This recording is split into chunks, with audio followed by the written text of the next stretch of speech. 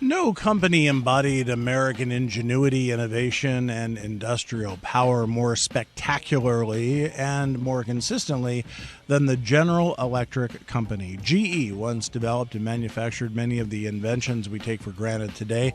Nearly everything from the light bulb and X-ray machine to the first electric cars and jet engines. But even at the height of GE's prestige and influence, cracks were forming in its formidable foundation. In the new book, Power Failure, The Rise and Fall of an American Icon, the book is a reappraisal of a company that once claimed to bring good things to life. Financial journalist William Cohan argues that the incredible story of GE's rise and fall is not only a paragon, but also a prism through which we can better understand American capitalism. A former Wall Street investment banker for 17 years, William Cohan is the New York Times bestselling author of The Price of Silence, Money and Power, and House of Cards, as well as The Last Tycoons.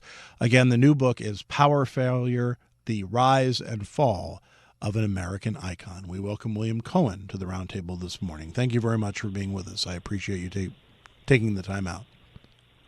Well, thank you for having me. It's always an honor to be on WAMC. Well, thank you very much. I appreciate that. Give us a sense of what brought you. Obviously, we live in an area where GE is very much a part of our history. What brought you to this story and wanting to look at GE? Well, that was very much part of it. I mean, I have a home in the Hudson Valley and know the importance of GE to the area. And, but I also worked on Wall Street. I actually began my career after business school at GE Capital, financing leveraged buyouts of all things. So my office mate during that time was a guy named John Flannery, who ended up succeeding Jeff Immelt as CEO of GE. So sort of had a personal interest, in the company for a very long time. And I was wondering, scratching my head, trying to wonder what happened to this company that was once upon a time, the most revered company in America, the most valuable company in the world. Jack Welch was, who obviously spent a lot of time in Pittsfield, was the most respected and revered CEO of the 20th century. So what happened to this once great company that was, in part founded by Thomas Edison, although that's not completely true, that's part of the myth, in 1892, and then after 130 years has kind of gone down the tubes. How did that happen? Solving those kinds of mysteries is something I like doing in my books, and this was just another example of that opportunity. I mentioned this in the introduction, but as the company gets bigger and bigger, the cracks start to show. At the height of this company's influence and prestige, their problems start to develop. What do you, in the timeline of this company, do you think we start seeing things that would have never happened prior start to happen that ultimately lead to the fall of this company? Well, before Jack Welch died in March of 2020, I spent many hours with him. I spent time with Jeff Immelt, his successor. I interviewed hundreds of GE executives, many of them on the record. So, of course, I think there's a great debate. I mean, Jack told me that he felt like he delivered to Jeff Immelt kind of a royal flush of a company, one that was the most valuable company in the world, one that was the most respected company. I think Jeff feels like the hand that he got was much more pedestrian than that, and began to remake the company in his image and what he believed was the best path forward for GE. Jeff Immelt didn't like the insurance business, and he set about getting rid of GE's insurance businesses through the IPO of Genworth Financial.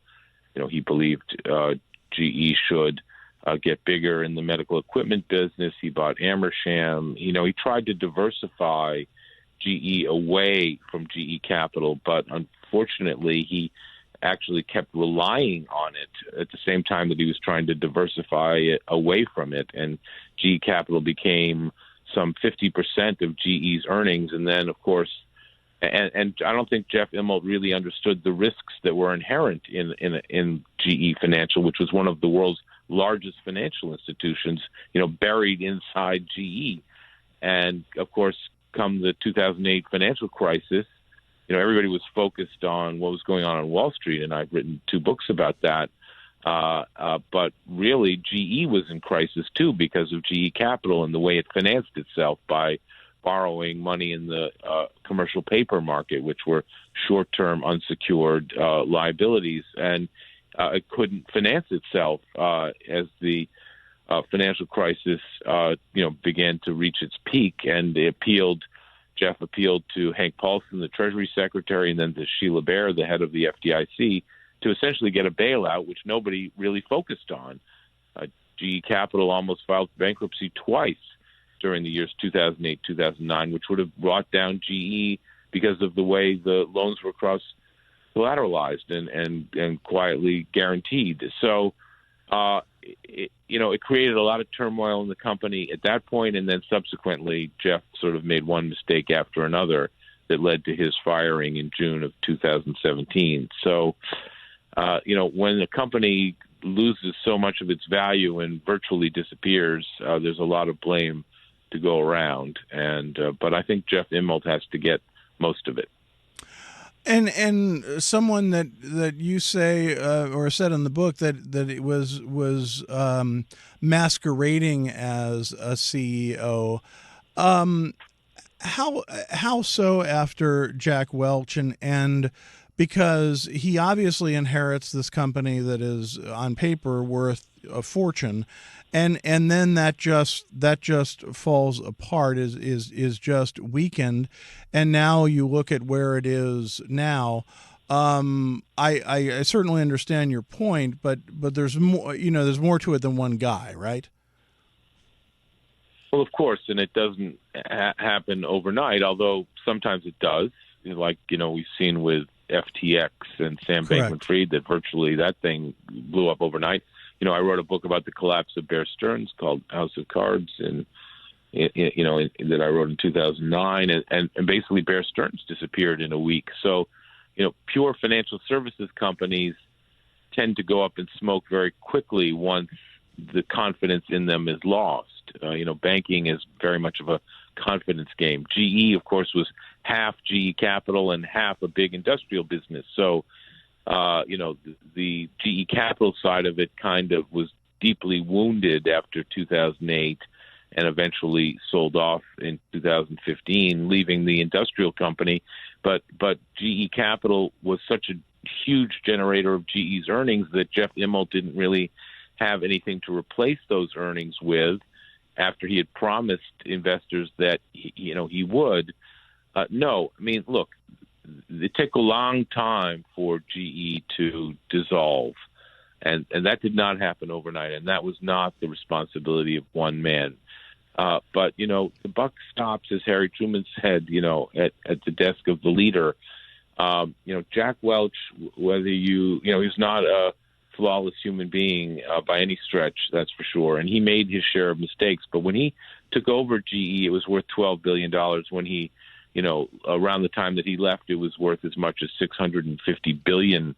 Now it's back to being worth around, $90 billion these days, and it's about to be split up into 3 pieces and disappear forever. So, that happened in the space of 20 years. And for 17 of those years, Jeff Immelt was the CEO. I don't know. Yes, it takes a village to build the company up, and it takes one to destroy it unless it's a financial services company, and then it happens very quickly. So it did happen over a long period of time, and that's the story of this book. And it's an incredible narrative of what happened, and the people who had the front row seats shared with me what happened along the way. Did it become too big of a company? that it had its fingers in just too many pies? It was a constantly evolving company. I mean, it did probably more M&A deals, bought more companies and sold more companies than any other company in America. So if you were a Wall Street investment banker working for GE, was like a dream come true. So it was a living, breathing organism, that was constantly evolving, basically in the image of the CEO who was running it. Was it too big? I don't know. Jack seemed to run this company extremely well and make it extremely valuable in a time when other conglomerates were going by the wayside. So I really think it comes down to the CEO. And, if you've picked the right CEO, and this is unfortunately part of Jack's legacy, he told me in no uncertain terms that he made a mistake in his choice of successor and choosing Jeff Immelt. And that's part of his legacy too. And he knew that at the time when we spoke, and he knew that was going to tarnish his legacy. I think, Jack would have been able to manage through the 2008 financial crisis. He would have managed the company very differently than Jeff did. I think it would still be around, but that's a hypothetical we can, gnash our teeth about all day long and never know the real answer. The fact of the matter is, this once great company is no longer around, and I think it's a cautionary tale that could apply to any number of other companies, whether it's Facebook Meta, which is sort of dissolving in front of our eyes, as is Twitter, I might add. Is this going to happen to Google or Microsoft or Apple? Well, they look kind of invincible now, but so did GE 20 years ago. So that's the thing about capitalism, is a guy named, economist Joseph Schumpeter pointed out, creative destructionism is a vital force, in capitalism, and it remains so to this day. The huge parts of the story for people in this region of looking at GE Plastics in Pittsfield and the contamination to the Housatonic, the great remediation project that, meaning large remediation project that had to take place in the Hudson River as a result of PCBs. What impact did that have overall on the company? And those are fights that are still going on. Jack actually made his bones at GE, once upon a time thinking he had solved the PCB issue in the Hudson. He had an agreement with New York State, to pay this is truly incredible, to pay like $3 million fine, and that would be the end of it. That agreement got unwound. The EPA got involved, and of course that led to the decision that GE had to dredge the Hudson and remove the PCBs and spend something like $500 million or more doing that. Jack, again, he would return to these topics over and over again with me. And he was a chemical engineer and had a PhD from University of Illinois. He never believed PCBs were dangerous. And I know this is a very controversial topic, but he never found any evidence that they were dangerous, and thought they should just be left alone, and that, in fact, the stirring up of the riverbed was going to cause more harm than just leaving them where they were. But be that as it may, GE did have to dredge and remediate. Did it have any effect on GE? Not really. These are kind of immaterial numbers for a company as big as and as powerful as GE. But obviously, it got a lot of negative publicity for the company. And then, of course, Pittsfield, GE abandoned Pittsfield, dealing that community a big blow for a long period of time. I think it's starting to come back. North Adams, same thing. Schenectady, same thing. And then GE is, of course, not the only company that comes in and makes a big noise upon the arrival and then quietly slinks out. IBM obviously has had a big impact negatively on the Hudson Valley, and maybe trying to restore some of that now. So companies are constantly evolving and deciding where the best place to be is, and that's maybe great for them, but obviously there are real people who suffer as a result of these important decisions. The name of the book is Power Failure, The Rise and Fall of an American Icon. William Cohan is the author. The book is published by Penguin Portfolio. William, thank you very much for being with us. I appreciate it. Thank you for having me. Always a pleasure. You're listening to The Roundtable on WAMC.